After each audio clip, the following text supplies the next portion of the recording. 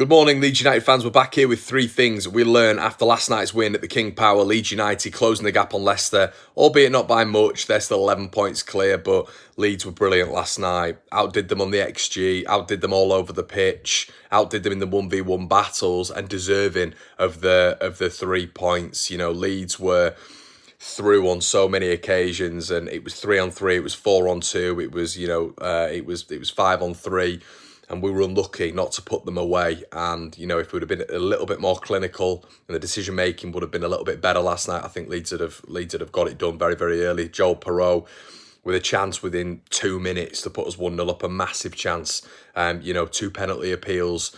And, yeah, going into that second half, Leeds really grew into the game. And it was great to see the intensity from Daniel Farke's side carry on into that second half. I thought Leeds were very, very, very good. My first point is going to be about Glenn Kamara. Matt, the first thing we learn is even in the big games, the big games, we didn't really see it against Southampton because I think Farke set up wrong in that game and we didn't really see the best of him. We didn't really see the makings of a midfield battle there because Leeds were 1-0 down within 1 minute 47 seconds. But last night there was a real midfield battle, and going into it was Dewsbury Hall and Harry Winks versus Kamara and Ampadu. And we were going to, there was a lot of chat about maybe us getting outnumbered in the midfield. I was a little bit worried because Joel Perreault does drop into that midfield and Leicester make a 3. It's a 4-3-3 normally, and I thought we might get outnumbered in there, especially if their wing backs are inverting like Pereira was last night. But that didn't happen.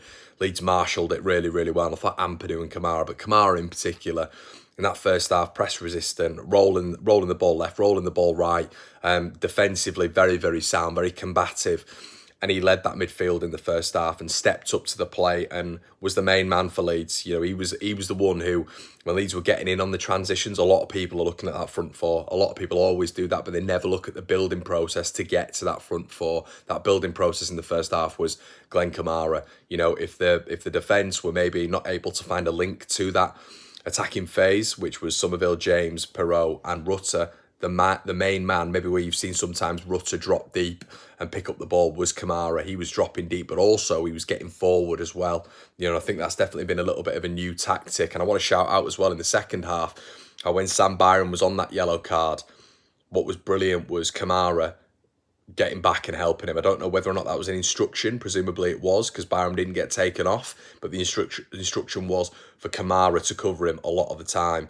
And if you look at that battle between Fatawu and Sam Byram, it quelled a little bit. Byram inverted and wasn't going 1v1 against Fatawu. It was Fatawu against Kamara a lot of the time. And all we saw from Fatawu, apart from that first brilliant shot in the first half, was him crossing the ball in on his left foot. That was it. We didn't really see much from him, even though he had a lot of the ball, you know. Think about the amount of ball that kid had, and nothing really came of it, or nothing did come of it, did it? I think they had one shot on goal or whatever it was.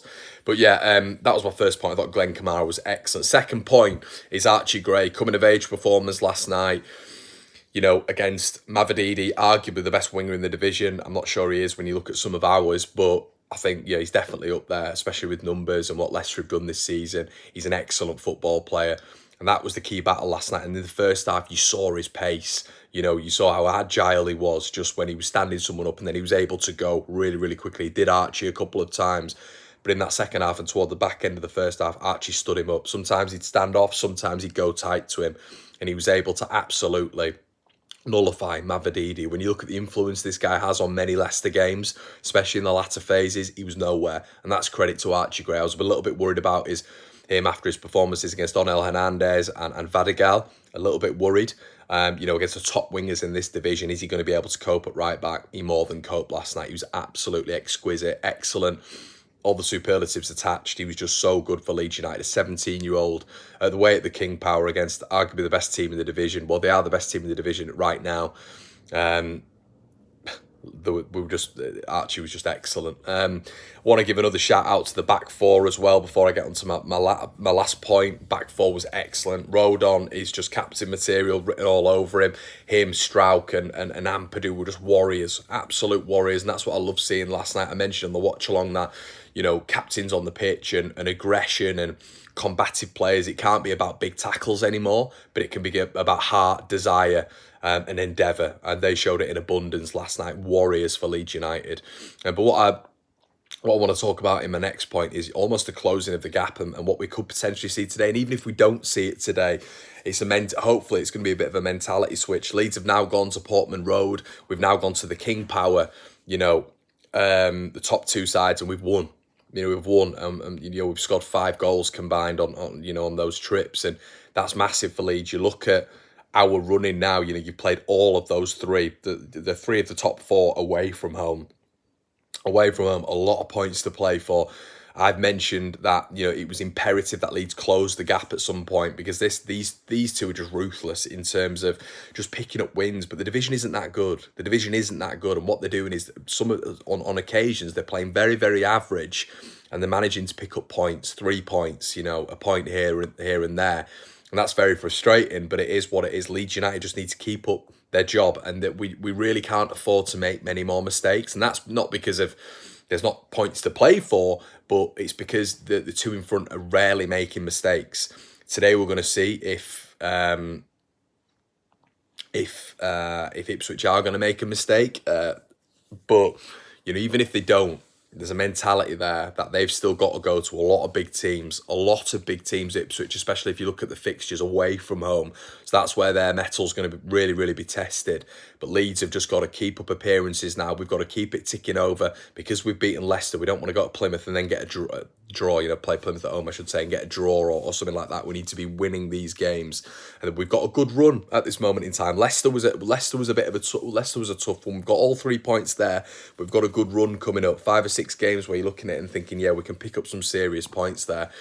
But it was a closing of the gap. And Enzo Maresca afterwards was talking about Sunderland being a better team, which was bizarre and very, very weird.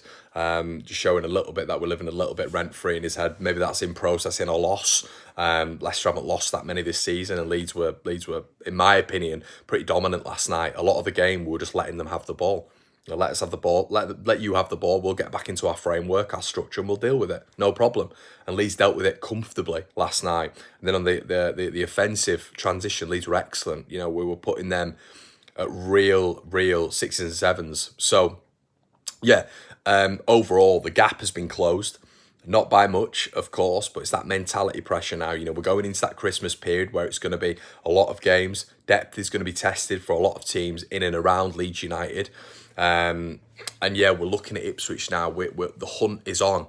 The hunt is on for Ipswich Town. And listen, they might win today, but they have been conceding a lot of goals at home recently. It could have gone here. It could have gone there. Very lucky against Bristol City. The spin of the ball made them win that game. And then you've got, Plymouth Argyle, who they played at home, obviously, who we've got on Tuesday, but a couple of dodgy decisions in that game. And the reason I mention this is because it's just on that dial at the minute. Is that going to turn at some point? Is that luck going to turn? And Leeds United are going to be there to narrow that points gap. And then maybe you're looking at 8 points, 5 points, 2 points, and then it's game on. But Leeds United have just got to keep doing what we're doing. But what we've done last night, we've put a statement out there. Ignore all the tripod line of, it's still 11 points. It is still 11 points. But it's a mentality switch now. Leeds have gone there. We've gone to the top 2. We've beaten the top 2. Now what we need to do is consistently be beating the lower league teams, because that's where we've dropped points before. Sheffield Wednesday, Cardiff, West Bromwich Albion, Birmingham, these need to be eradicated. They really do. And it's difficult in a championship season, but the top 2 have set this perfection slant that we need to keep up to. Guys, listen, it's been an absolute pleasure creating content for you over the past day or two. Please make sure you clocked in for One Leeds. Keep those notifications switched on. I know some of you aren't getting those notifications, which is very, very irritating. I don't know why, but it's been an absolute pleasure this morning. Guys, keep smiling. The weekend is upon us. Leeds United have got a victory against the best side in the division, apparently, and I'll see you in a bit. Cheers.